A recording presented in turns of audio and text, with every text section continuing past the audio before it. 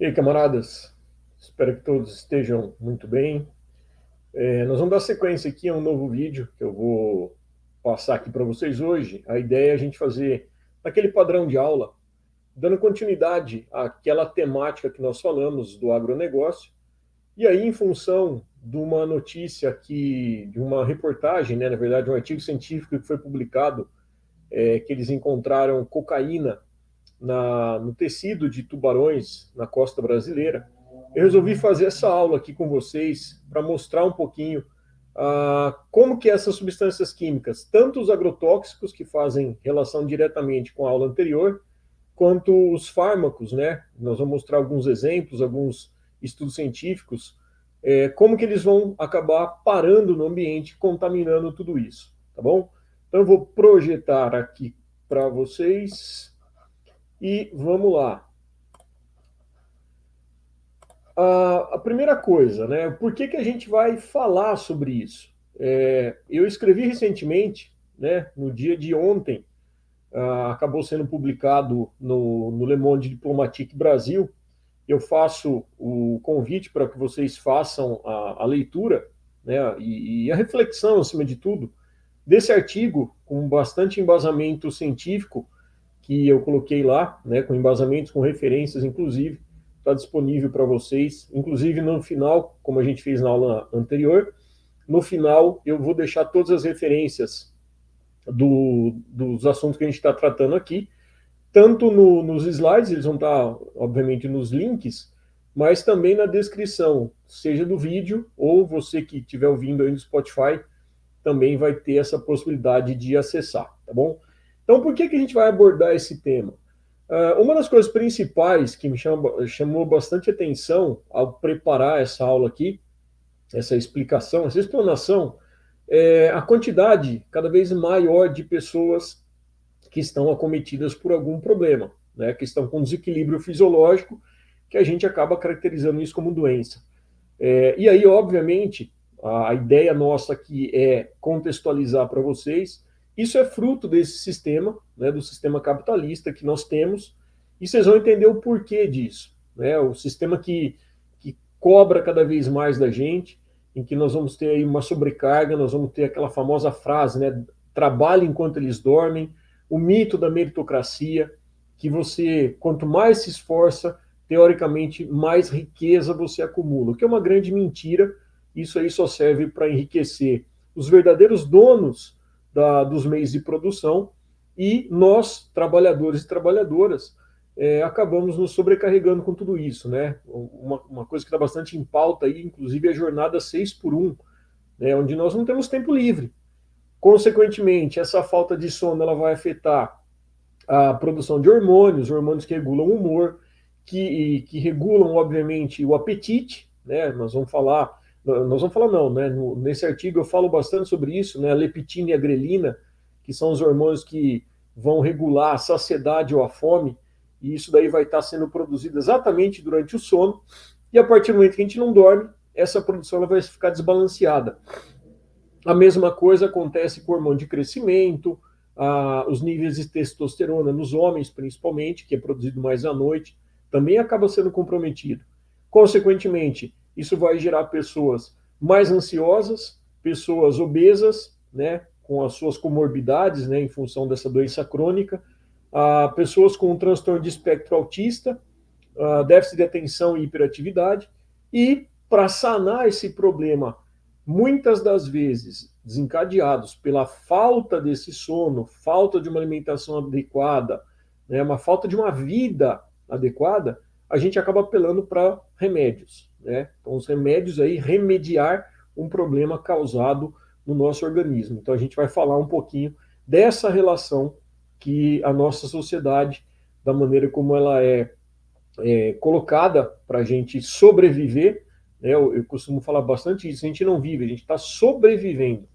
E, ao mesmo tempo, nós temos aí os agrotóxicos, onde 80% desses produtos químicos, né, utilizados aí principalmente pelos grandes latifúndios, são utilizados nessas monoculturas para vendas de commodities, matéria-prima para exportação, novamente, né, o que nós falamos no vídeo anterior, e aí eu faço convite, quem não assistiu, vai lá na nossa página, né, no nosso canal e acessa, tem bastante embasamento também.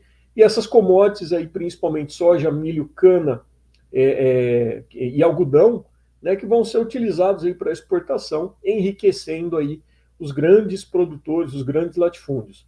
Automaticamente, esses agrotóxicos vão causar um desequilíbrio ambiental, gerando as chamadas pragas, né, que a gente falou bastante disso no vídeo também passado, e, consequentemente, também essas monoculturas associadas com a questão dos agrotóxicos vão causar as mudanças, vão ser um dos responsáveis principais no Brasil para as mudanças climáticas. Então, o motivo da gente estar falando sobre isso.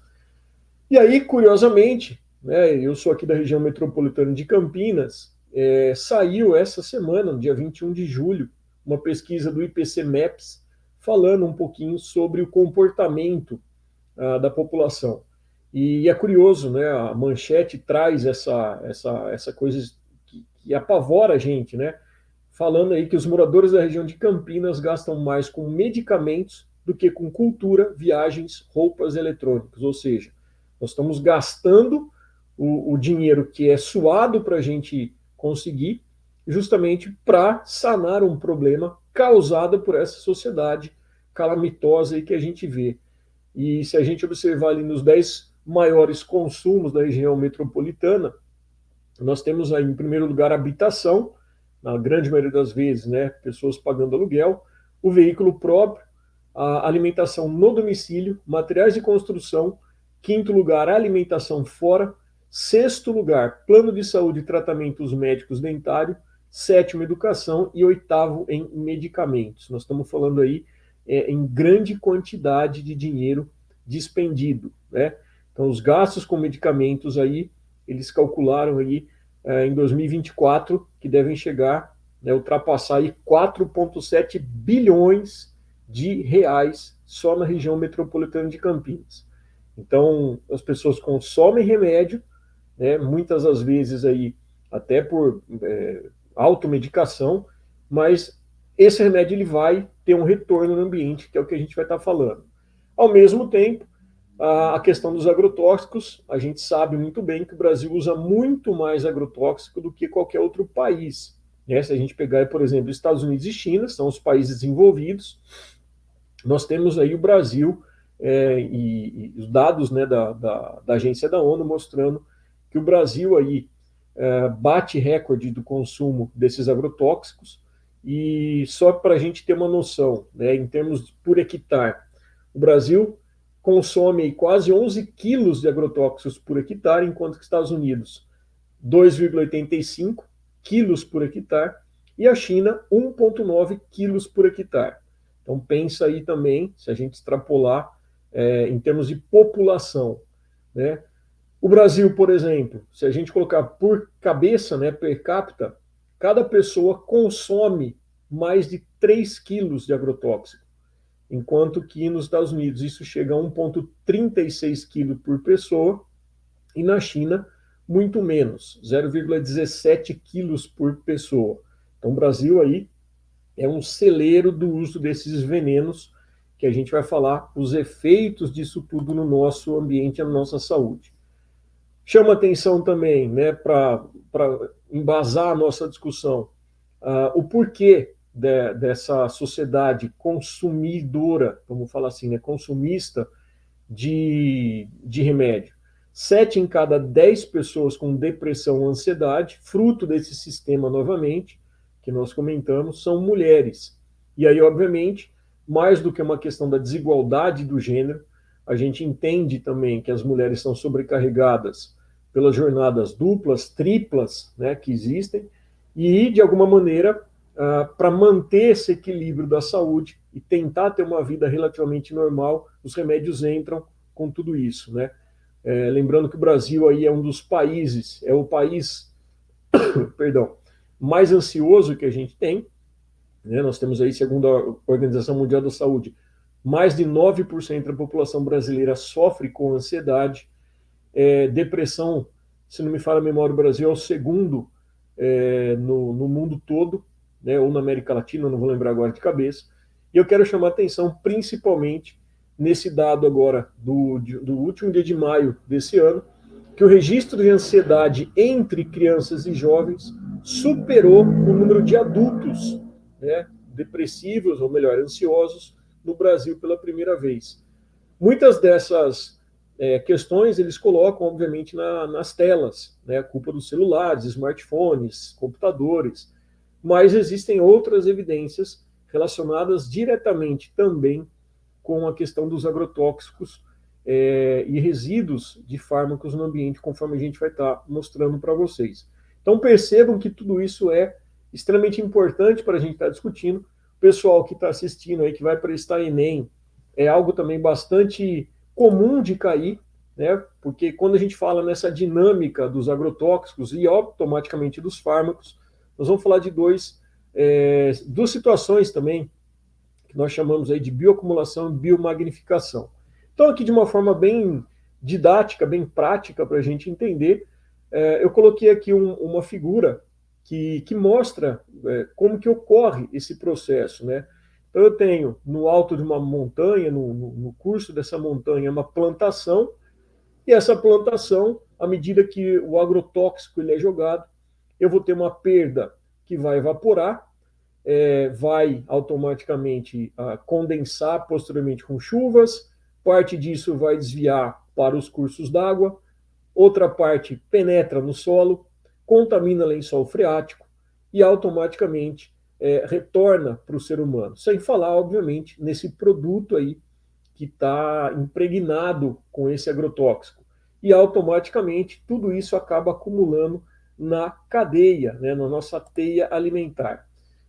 E aí nós teremos, então, aqueles dois processos que nós comentamos, né, que é a biomagnificação e a bioacumulação. Então, na figura, eu identifico aí para vocês, no primeiro, a bioacumulação, que à medida que esses animais vão crescendo, eles vão comendo, e tudo isso daí vai se acumulando gradativamente no organismo de cada um, né? A mesma coisa acontece quando a gente vai falar na biomagnificação, onde dentro de uma teia ecológica, eu vou tendo, portanto, aí níveis cada vez maiores, quanto maior o nível da nossa cadeia, né, da nossa teia alimentar, o nível trófico que a gente chama. O topo de cadeia, geralmente, é o indivíduo que vai apresentar a maior quantidade desses produtos que consome. Então, aí a gente já precisa chamar atenção em relação à persistência química, né, que não existe, portanto, uma falácia muito grande falar que existe uma segurança, uma dose segura de agrotóxico. Não existe. Por quê? Porque a grande maioria desses produtos, eles são administrados junto com outros produtos. Então, não é aquele produto sozinho que você vai utilizar. Quando você utiliza, você coloca uma dosagem e ele é misturado com outro, então você potencializa a ação desse veneno, desse produto químico, e esse produto químico não vai facilmente se decompor. Os testes em laboratórios, quando eles são feitos ali com circunstâncias controladas, temperatura adequada, luminosidade adequada, enfim. E a realidade no nosso dia a dia, no ambiente, é totalmente diferente. E quando isso está no ambiente, à medida que ele vai entrando numa cadeia, numa teia ecológica, através dos produtores, né, seja uma gramínea, sejam as algas, eles vão fixando, eles vão grudando nesses organismos. E automaticamente, à medida que os consumidores primários, né, os herbívoros, os primeiros peixes, no ambiente aquático, né, eles vão comendo, eles vão acumulando tudo isso e vai, o que nós chamamos de biomagnificando, tá bom? Para a gente ter uma outra noção também do perigo, quando a gente fala no consumo de produtos químicos, claro que ninguém vai chegar aqui, vai no mercado e pedir, me vê um litro de glifosato que eu vou tomar na hora do almoço. Não é isso que a gente está falando, obviamente. Mas esses venenos, eles existem de forma indireta nos alimentos que a gente consome. E a gente vai ver, inclusive, que não são apenas os vegetais, como a gente muitas vezes acredita. Mas, em todo caso, eu coloco essa outra tabela também do programa de análise de resíduos e agrotóxicos que foi apresentado, né, juntamente com a Anvisa, enfim, para mostrar um pouquinho o que acontece na realidade. Então, colocou aí um ranking, né, onde nós temos o pimentão, goiaba, cenoura e tantos outros vegetais, frutas, legumes, verduras, né, que a gente habitualmente precisaria estar ingerindo e precisamos ingerir. E aí na tabela a gente mostra aí na coluna rosa a presença de agrotóxicos. Então, a partir do momento que eu fiz um levantamento, você pega aquele produto, por exemplo, o pimentão, a amostragem que eles fizeram, eles constataram que 98% dos pimentões analisados apresentavam agrotóxicos. O mais preocupante ainda, quando a gente olha a coluninha verde, que indica a presença de agrotóxicos proibidos ou acima do limite permitido no nosso país. E a gente vê que desses 98%, 82% do pimentão, por exemplo, tinha produtos que não são permitidos a sua utilização no Brasil. Então percebam que mais do que ter o agrotóxico, nós estamos falando de agrotóxicos proibidos. E todas essas amostras que eles fizeram aqui, né, nós estamos falando de pimentão, goiaba, cenoura, tomate, alface, uva, beterraba, laranja, abacaxi, manga, chuchu, batata doce, alho e arroz, né, alguns desses levantamentos.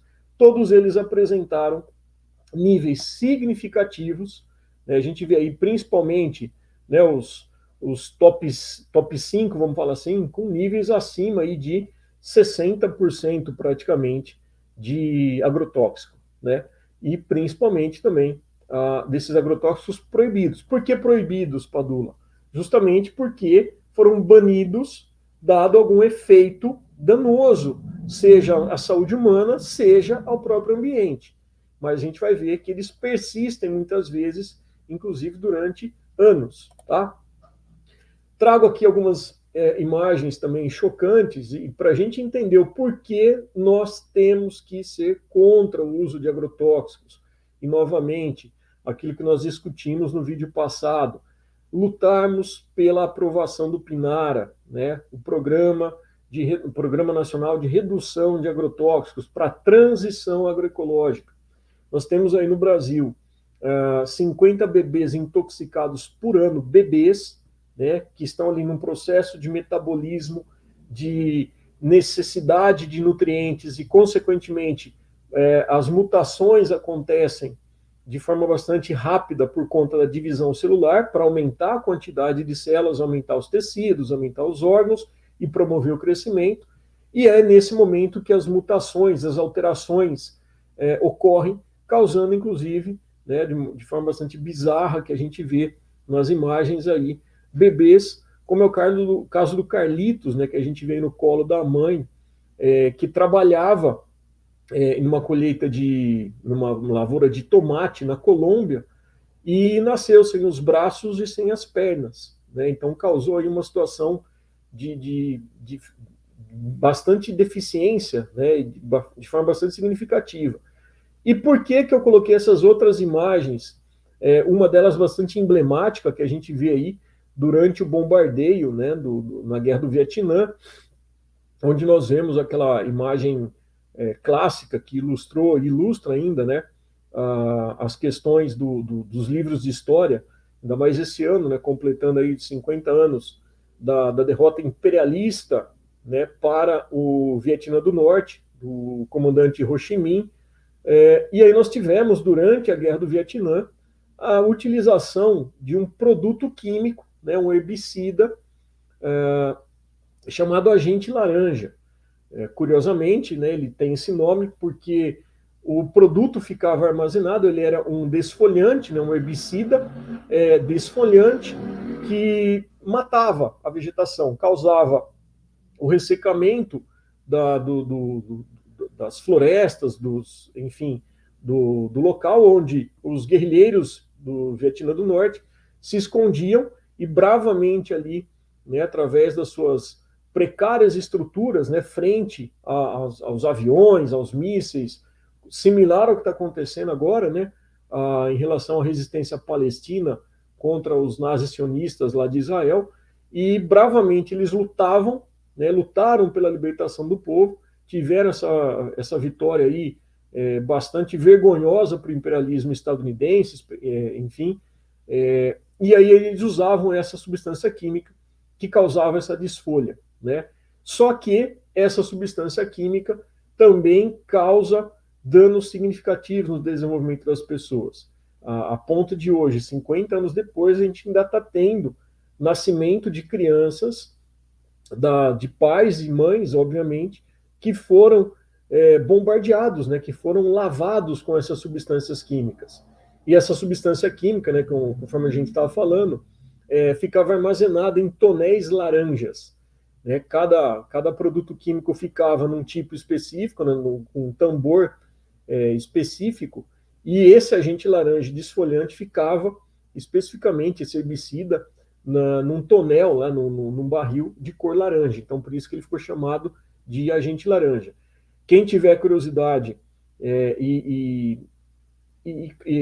força de vontade, né, para ver, eu coloquei duas imagens mais leves, né, eu sei que elas são pesadas, mas são leves, né, a gente vê aí uma criança que nasceu sem os olhos, né, então não tem abertura do olho.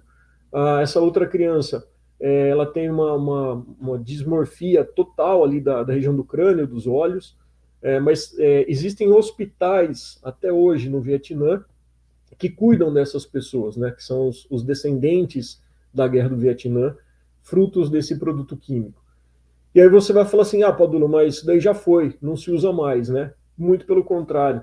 Recentemente, agora em abril, nós tivemos uma das várias situações, né, mas uma denúncia de fazendeiro no Pantanal que utilizou substância à base desse 2,4-D, que é o agente laranja utilizado, que ele utilizou para promover a queima da folhagem, né, e matar toda a questão toda a área, né, desmatar toda a área do Pantanal para cultivo ali posterior de pasto, e esse pecuarista aí foi pego em flagrante, e aí tá, enfim, agora esperamos que a justiça seja feita, mas não é um caso isolado. Então, para a gente ver que esse produto químico que causa tudo isso está sendo utilizado, né, ele só perde para o glifosato, que a gente vai falar um pouquinho, mas é o segundo maior tipo de produto químico que é utilizado nas monoculturas do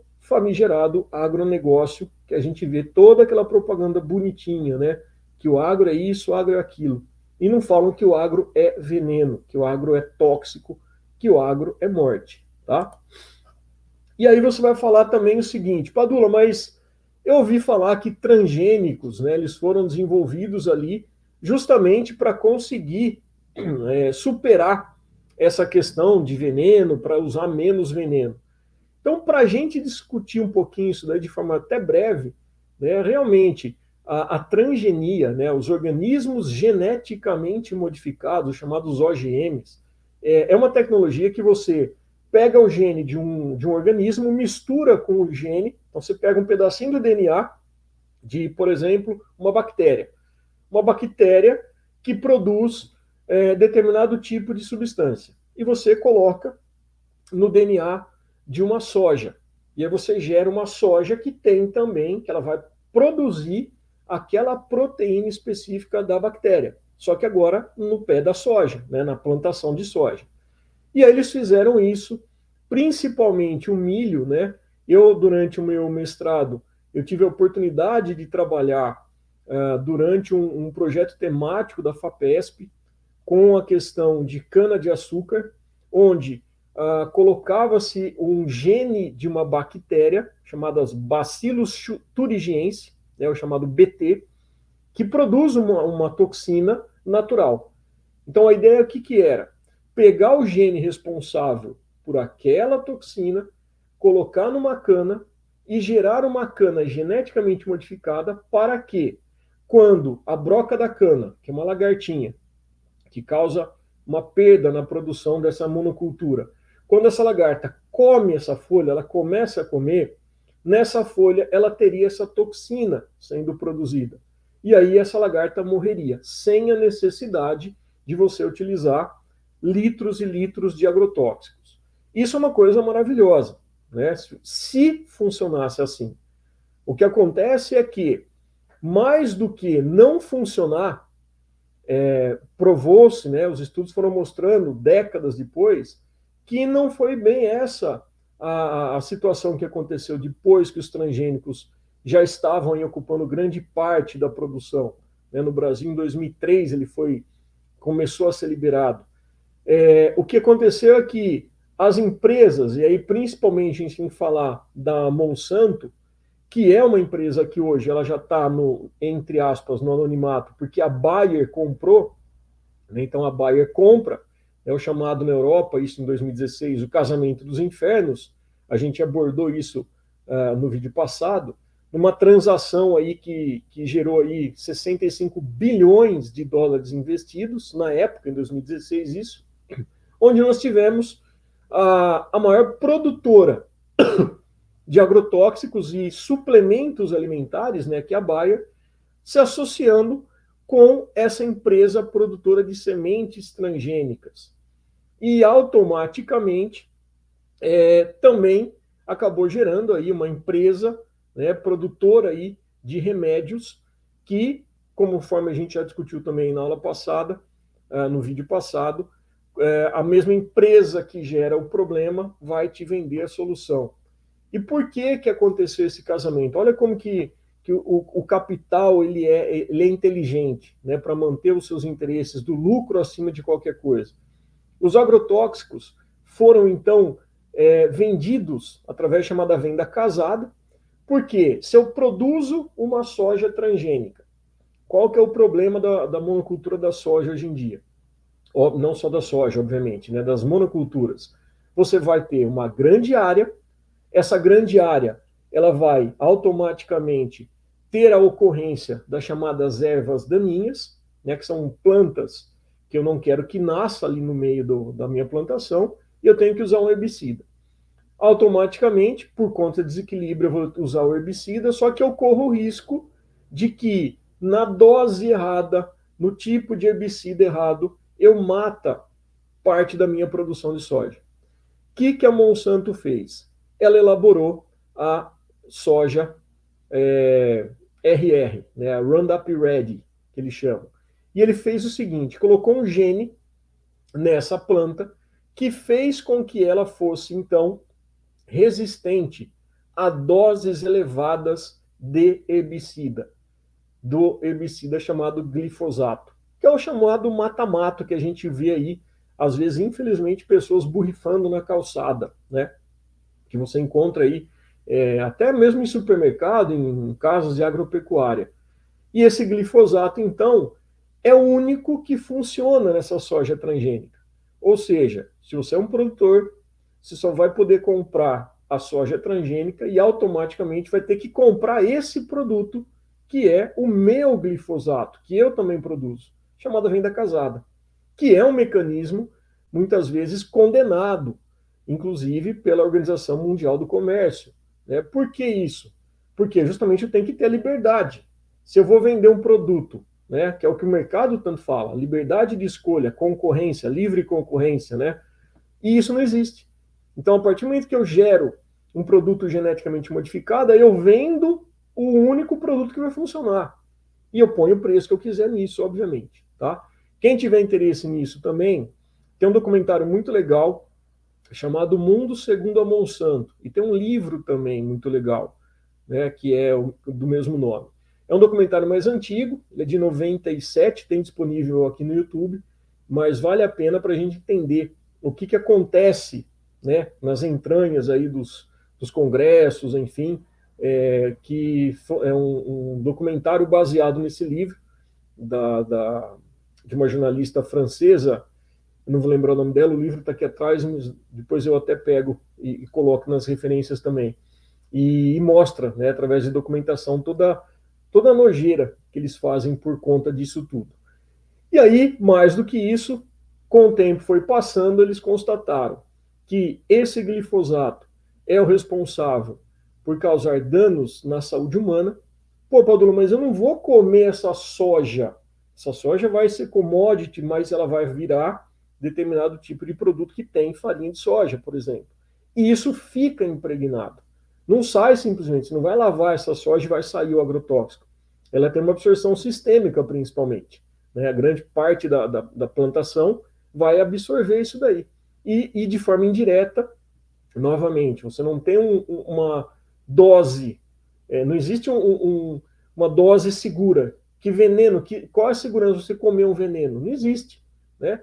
E aí, automaticamente, durante aquele processo de bioacumulação, de biomagnificação, tudo aquilo vai estar sendo refletido no nosso organismo, né? Principalmente no tecido adiposo que vai ficando armazenado. E aí eles constataram hiperatividade, casos de depressão, esterilidade. Né? No caso de homens, foi constatada uma redução de 94% dos hormônios masculinos.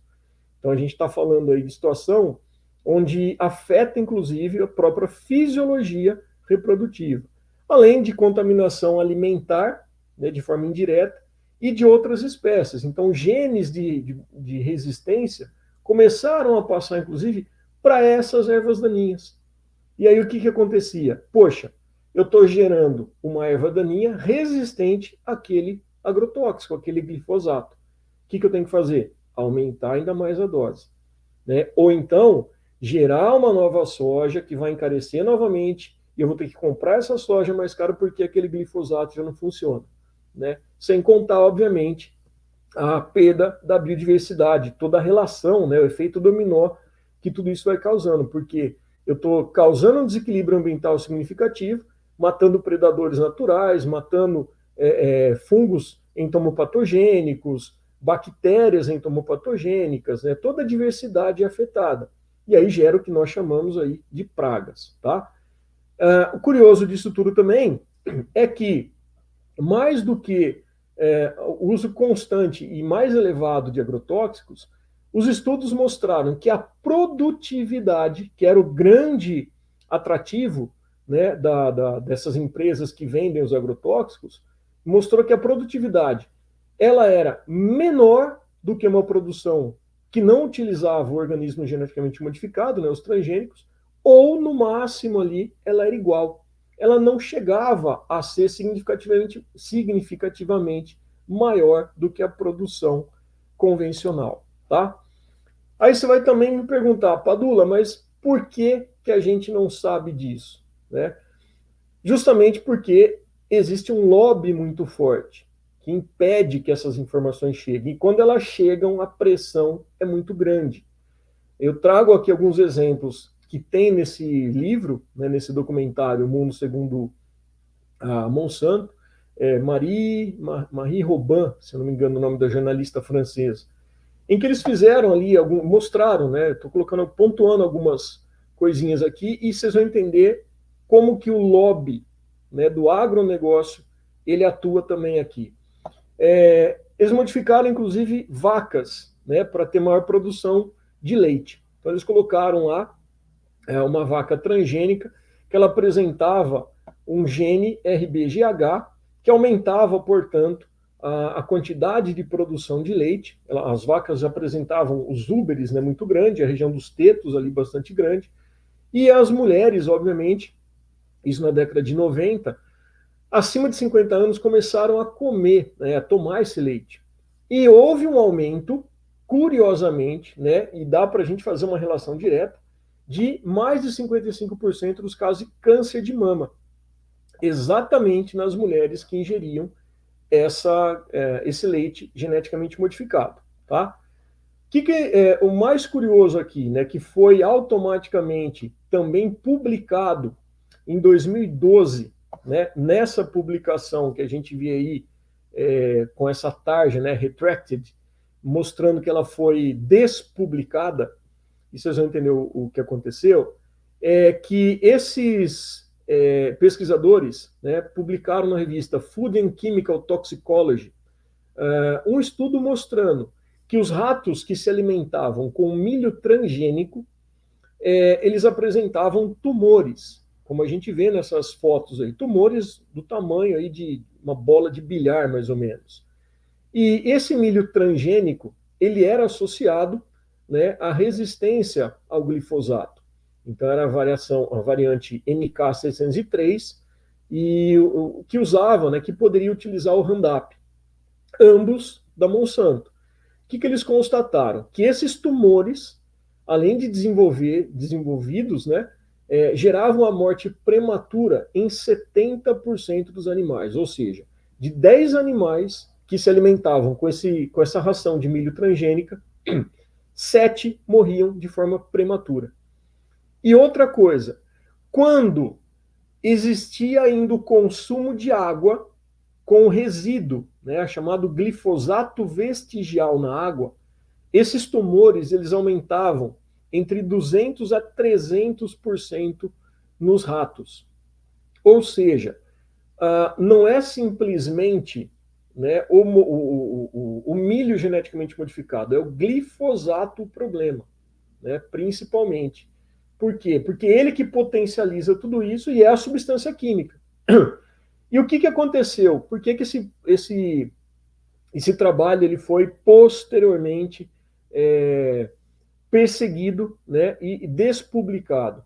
Justamente porque escancarou, né, o que são os organismos geneticamente modificados associados com os agrotóxicos.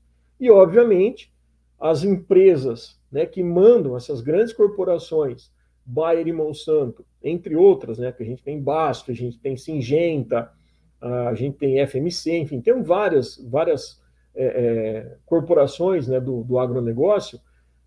A gente está falando aí de empresas que dominam o lobby, né, que mandam e desmandam.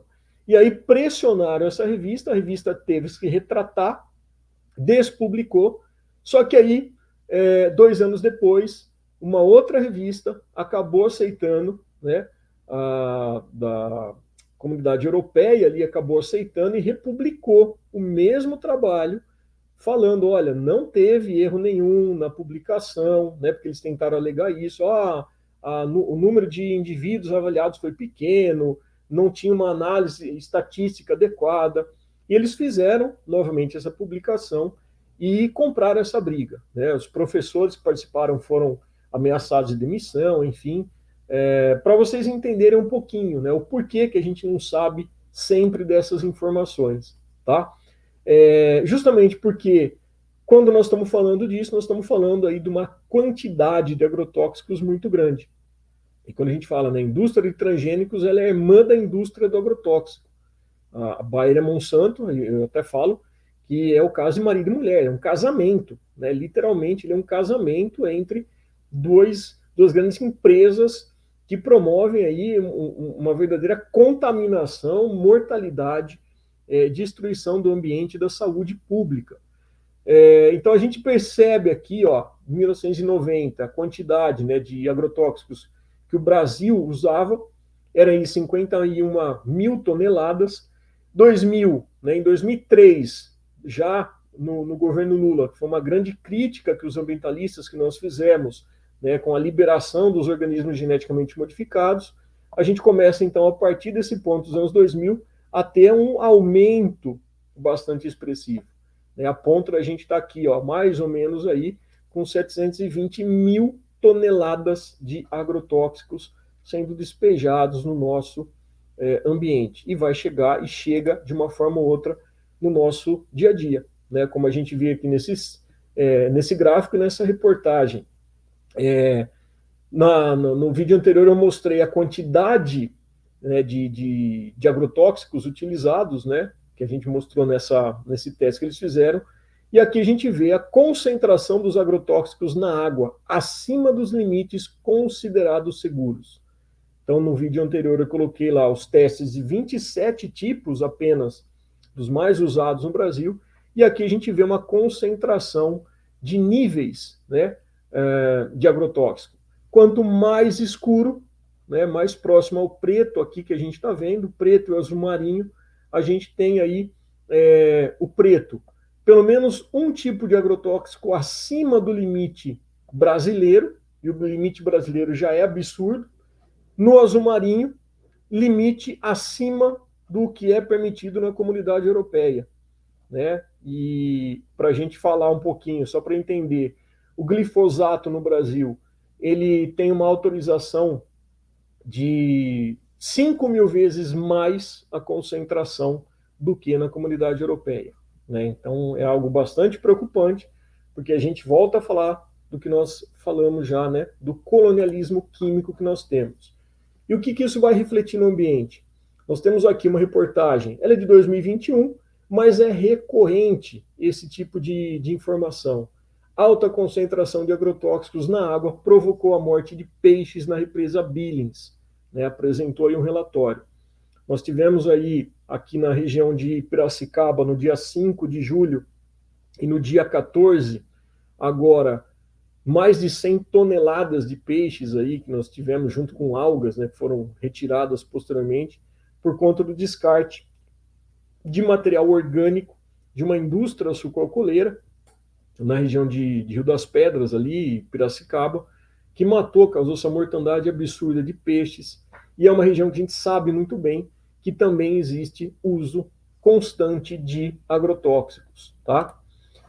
Peixes no reservatório do Paraná apresentam contaminação por metais pesados e agrotóxicos já banidos no país. Então, aqui eles fizeram um estudo no Paraná, em que eles constataram alguns tipos de pesticidas.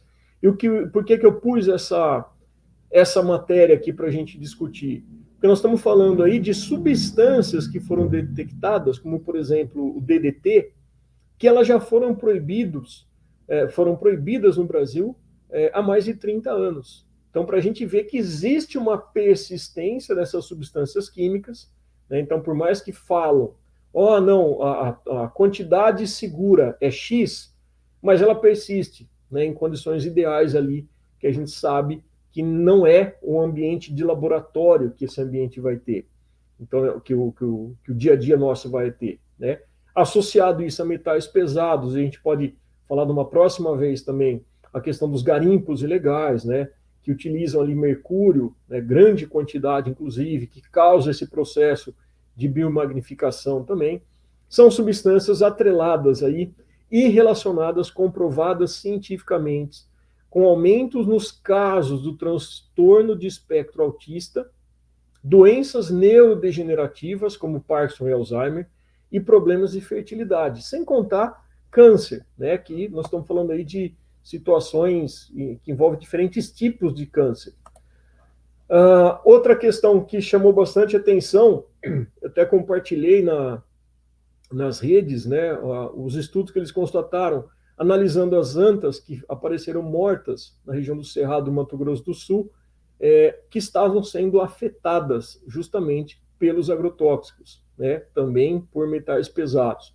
Quais os agrotóxicos? Principalmente chumbinho e organoclorados. E eles constataram que isso aí chegava pela ingestão de plantas, né? A anta, né, a Tapirus terrestris, o nome científico dela, é um animal herbívoro, então ela ingere essas plantas, que está em contato, que portanto está absorvendo também esses produtos químicos, e obviamente a água, né? São animais que vivem ali próximos a regiões de lagos e obviamente bebem água. E 41% dos animais que estavam mortos apresentaram, né, testaram para positivo para um ou mais produtos químicos. Então percebam que a influência no ambiente que nós estamos falando dos agrotóxicos não é só na nossa saúde, né? E aí a notícia que fez eu preparar essa apresentação para vocês, né? Tubarões estão sendo contaminados com cocaína no Rio de Janeiro. Então, concentrações que eles encontraram 100 vezes mais altas nesses tubarões, né, detectada aí principalmente em esgotos e rios no Brasil, e isso daí chega de algumas maneiras, né, até a região de mar. Que você vai falar o seguinte, poxa, mas nós estamos falando aí de um produto, uma droga ilícita, que ela está chegando no oceano como?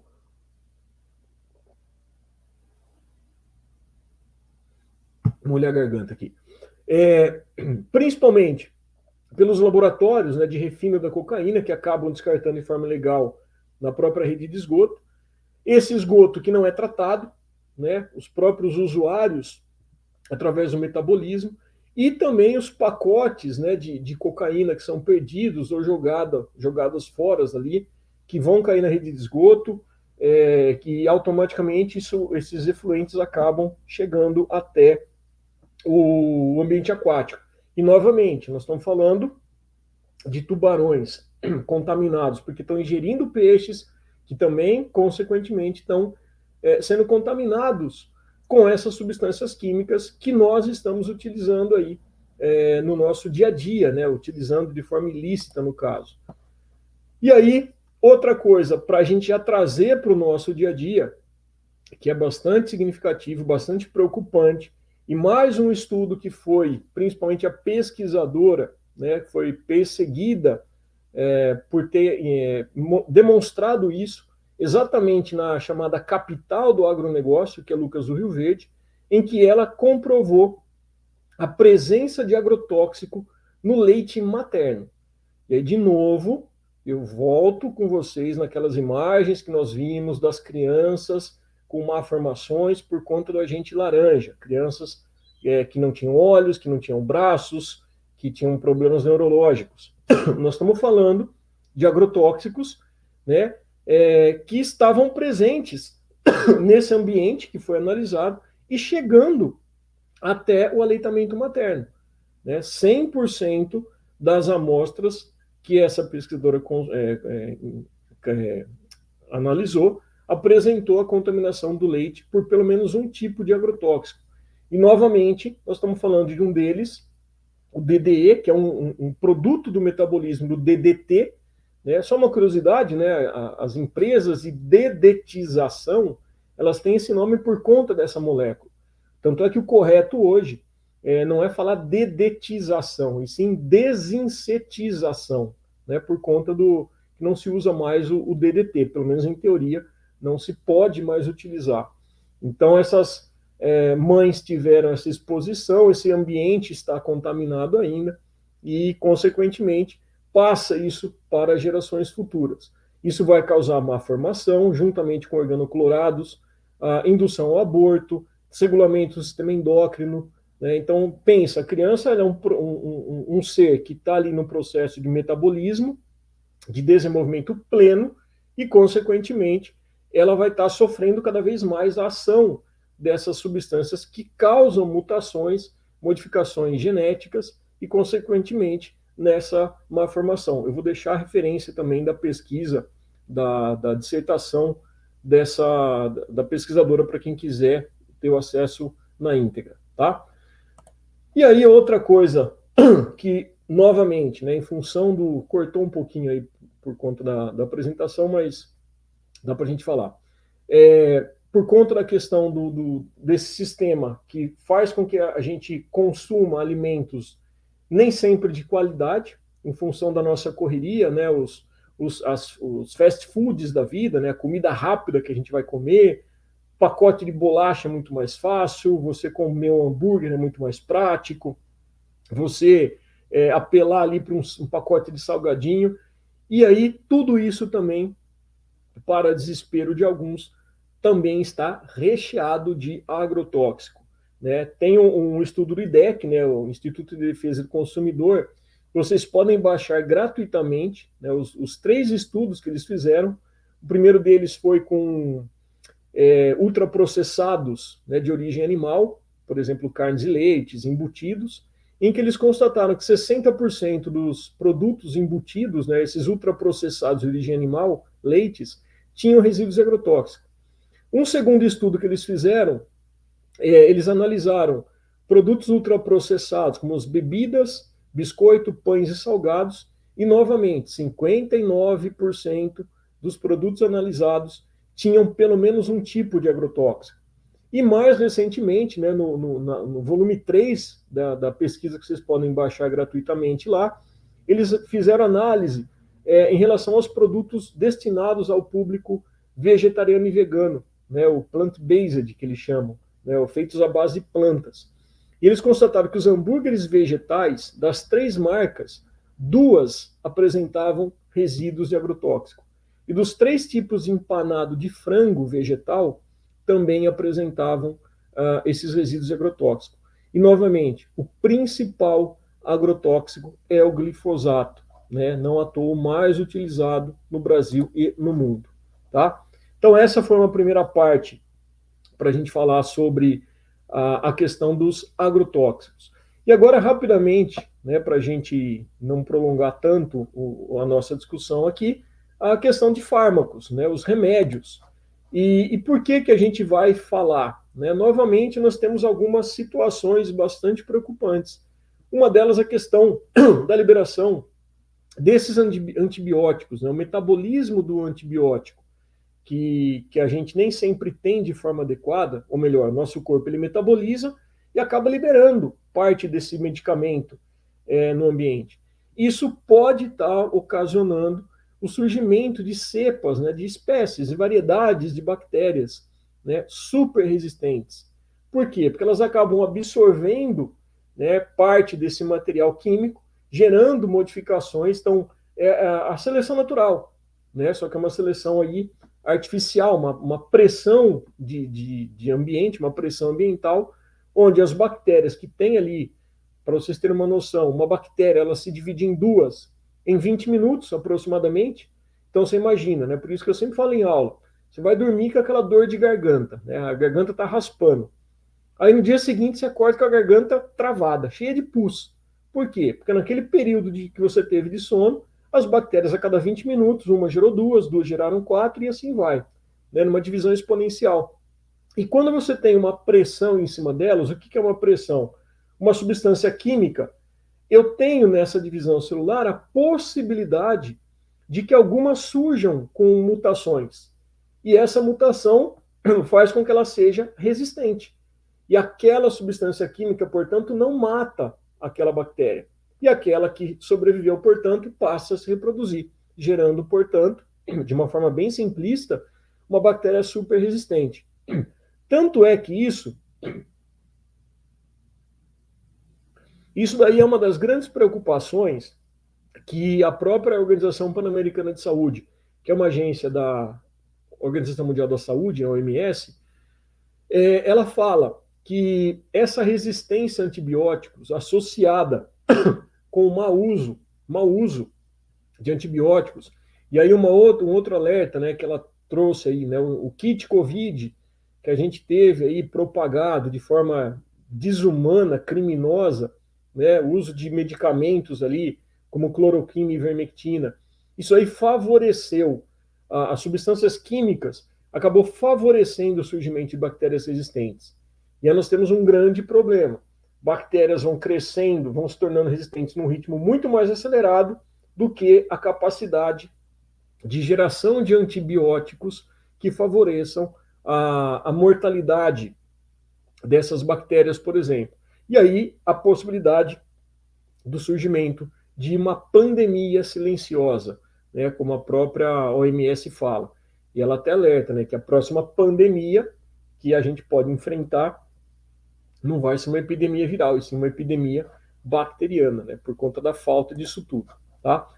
Esses ingredientes, então, eles são encontrados no curso d'água, e essa água contamina, a pessoa vai ingerir essa água, e você acaba afetando, ingerindo e colocando essa substância química no organismo.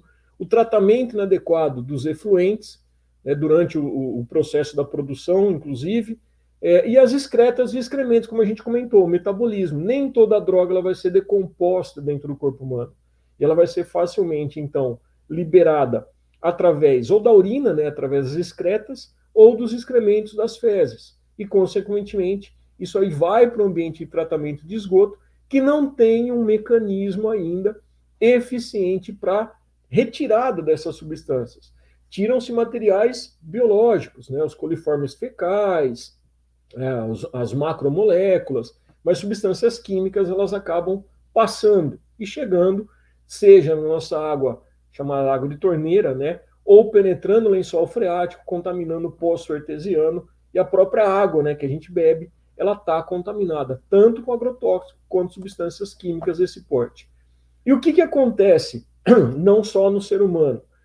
A gente tem alguns casos emblemáticos, eu coloco ali para vocês, tanto a relação de mortandade de peixes, a quantidade de alterações morfológicas em animais aquáticos, né, como o caso de alguns anfíbios, sapos aí com má formação nas pernas, o que vai dificultar a sua reprodução, né, os tubarões que a gente comentou, a presença disso em golfinhos também, contaminados por substâncias químicas, e um estudo bastante preocupante, não, claro, preocupante, mas que já aconteceu, que eles encontraram, que entre 1992 e 2007, esses animais, aí, os chamados abutres, na região da Ásia, reduziu quase que em sua totalidade. Né? 97% desses animais foram extintos por conta de substância química que era administrada para gado, né? O chamado diclofenaco, né? Que a gente usa aí no nosso dia a dia. Eles administravam para o gado e esses animais acabavam ingerindo também esses resíduos ou através da própria carne contaminada e acabavam morrendo por conta disso. Outra coisa interessante e preocupante é que nós tivemos também alguns casos, os casos de raiva, né, o vírus da raiva, que é letal, inclusive, aumentou muito nos cães dessa região, porque começaram a comer esse gado. E esse gado, consequentemente, não era consumido por essas aves. E isso fez com que o vírus se proliferasse. Então percebam que a gente vai ter uma reação em cadeia bastante significativa com tudo isso. Mais recentemente também, nós temos aí um estudo que mostrou a dependência química, né, de metanfetamina por conta de trutas, né, então esse peixinho aí que a gente está vendo, que a pessoa come, inclusive, e elas ficam viciadas na metanfetamina. E essa metanfetamina que chega no curso d'água faz com que elas percam o medo dos predadores. O que reflete isso no ambiente, Padula? Exatamente. Eu não ter medo do meu predador, eu me exponho. Me expondo, eu vou ser predado facilmente. Predando facilmente, eu deixo de existir, eu gero um desequilíbrio na teia ecológica, consequentemente, o desequilíbrio, né, nesse ciclo predatório. Então, gera uma situação bastante preocupante por conta disso. Um outro estudo mostra algumas aves, né, os estorninhos, né, que tem aquele comportamento em bando, né, parecem as andorinhas, aquele voo ritmado, né, que eles fazem, aqueles desenhos no céu, se contaminavam ao comer, né, beber água, ingerir animais que tinham contato com resíduos de antidepressivos, principalmente o Prozac. E o que acontece? Durante o período do frio, em que todo animal, com uma carência de energia, né, numa carência de fonte energética, come mais, para ter condição de manter o metabolismo. As aves e os mamíferos são os únicos homeotérmicos, né, que são os animais que produzem a própria temperatura. Então, eu preciso de energia. É por isso que você, quando está frio, você come mais chocolate, uma comida mais gordurosa, você tem vontade de comer coisas mais calóricas. E esses animais, sob o efeito do resíduo desse Prozac, comiam menos.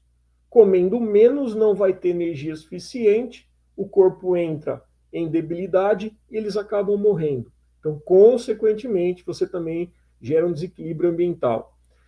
E em tempos que a gente está falando muito da questão de contaminação, né, na questão de gênero principalmente, a gente pode até extrapolar isso, né, de uma forma até provocativa para mamíferos, mas nós temos aí relatos de peixes que têm uma inversão de sexo por conta da contaminação de água por anticoncepcional. Os anticoncepcionais, né, os femininos, o masculino ainda não foi liberado, né?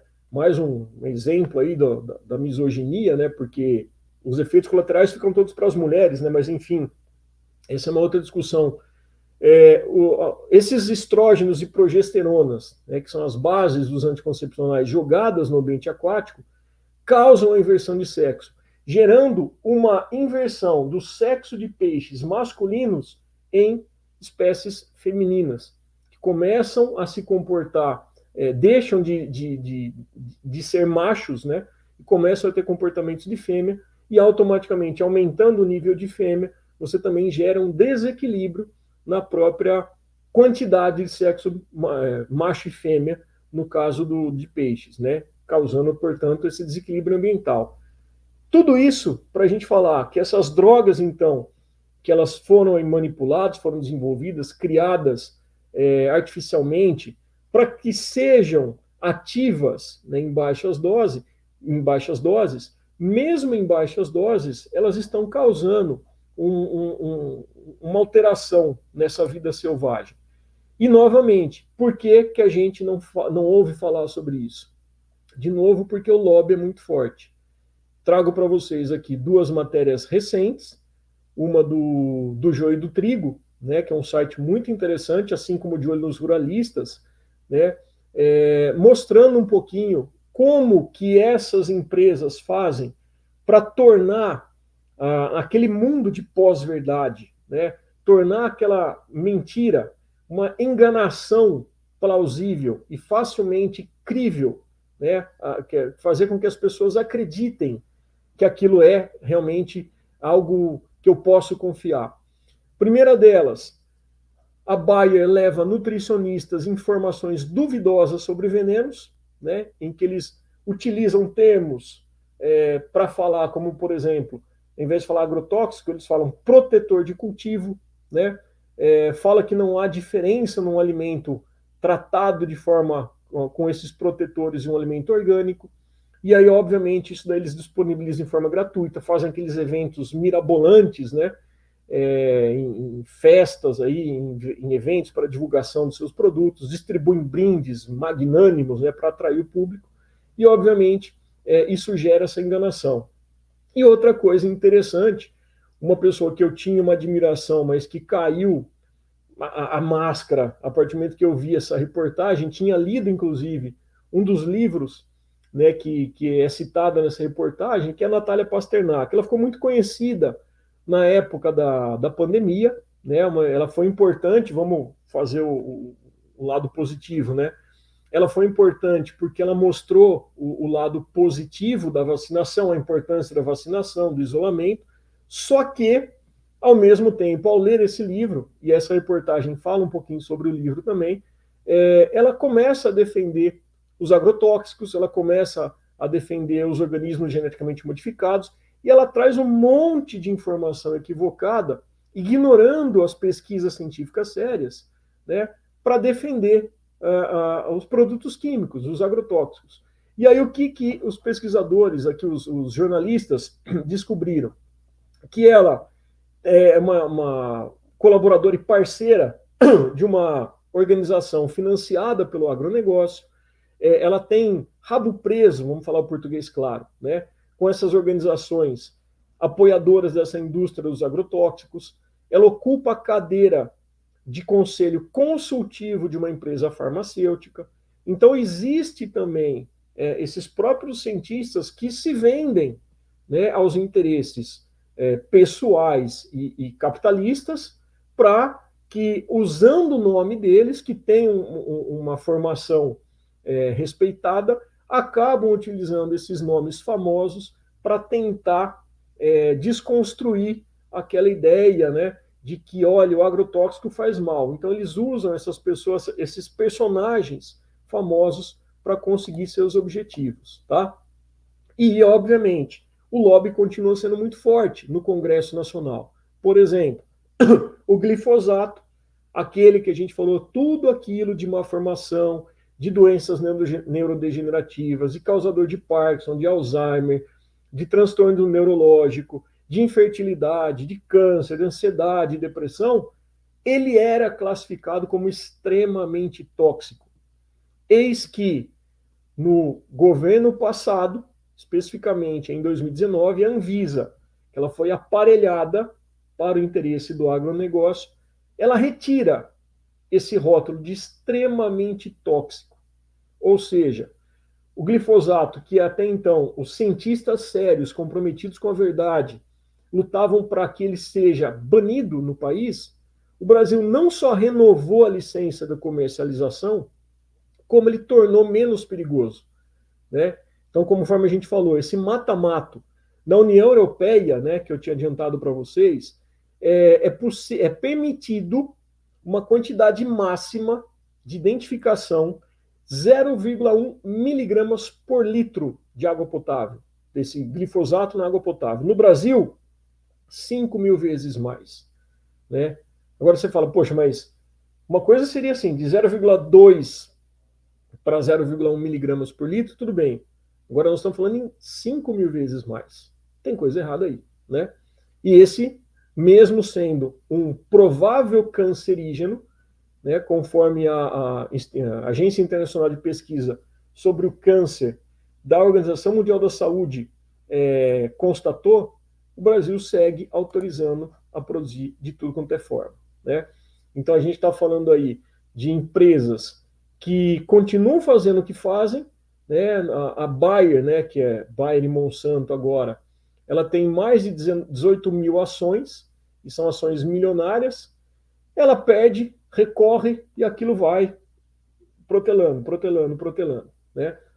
São dois casos emblemáticos, né, se não me engano, nos Estados Unidos, em que são indenizações milionárias, só que é aquela história, a pessoa ficou debilitada por tudo isso, né, perdeu saúde, teve câncer, perdeu a vida, muitas vezes, e será que o dinheiro vai pagar tudo isso, né? Então nós estamos falando aí países da União Europeia que já baniram ou estão banindo o glifosato, né, produzido pela empresa, né, que se é Bayer é bom, é aquele que gruda na nossa cabeça, né?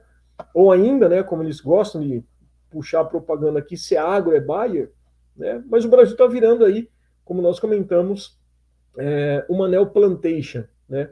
Um país do neocolonialismo químico, principalmente, como diz sabiamente a professora doutora Larissa Bombardi, né?